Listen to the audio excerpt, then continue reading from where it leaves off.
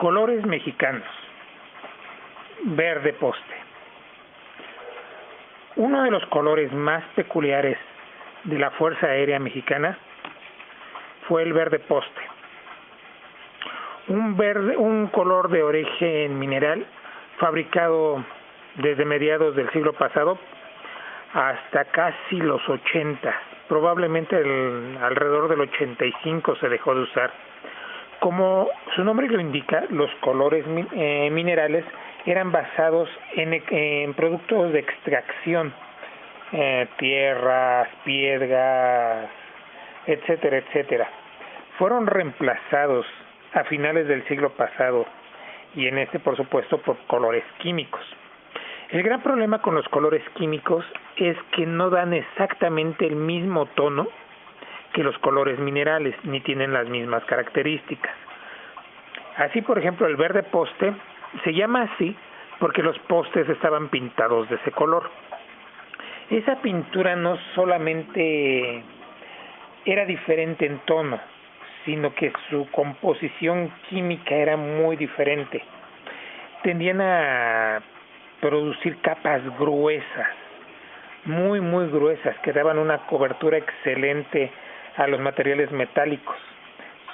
Solamente en las partes donde se descascaraban se oxidaban, pero no pasaba lo que pasa ahora, que la capa es tan delgada con las pinturas modernas, con las pinturas químicas, que se deslava y se borra rápidamente. No, en aquel entonces se formaba una capa gruesa que daba una magnífica protección. Claro que también le daba mucho más peso a las cosas. Este color tenía muchas características peculiares. Recién aplicado era como este tono, este verde no muy oscuro, pero sí más oscuro que otros colores. De hecho, es menos oscuro que el verde negro RLM 70 o el verde selva del esquema SEAC. En cambio, cuando ya empezaba a hacerse viejo, se iba haciendo oscuro. Adquiría un tono más negruzco, muy parecido al RLM 70 alemán, pero con un tono ligeramente más verde. Pero entre más tiempo pasaba, ese tono se hacía más oscuro, pero adquiría un tono violeta muy peculiar.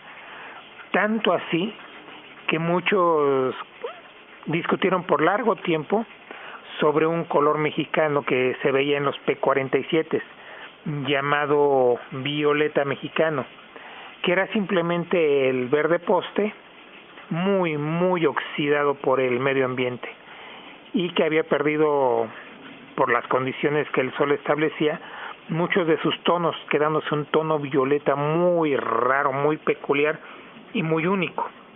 Muchos de los P-47 abandonados en los campos de aviación, cuando ya habían dejado de ser útiles, fueron tomando un color muy oscuro, muy morado.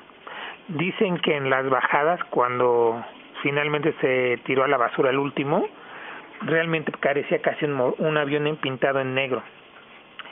El verde poste pues se utilizó en muchos aviones. Toda la época de los 50 estuvo caracterizada por este tono. Se usó en los últimos Downclass, que ya para entonces ya no eran bombarderos en picada, ya eran aviones de reconocimiento. Se usó en AT-6 de reconocimiento. Se usó en los últimos P-47. Para los aviones de entrenamiento se conservaron el crema, el amarillo y el crema rosáceo. En general es un color con una época determinada, bien fijada en los 50. Prácticamente se puede decir que cuando sucedió la reconstrucción de la Fuerza Aérea Mexicana, este fue el color adoptado.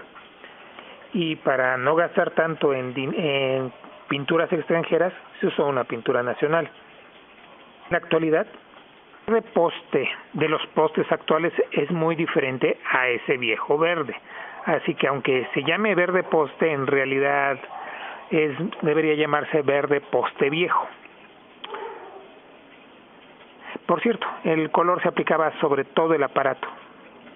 en lo que ahora se denomina wrap around.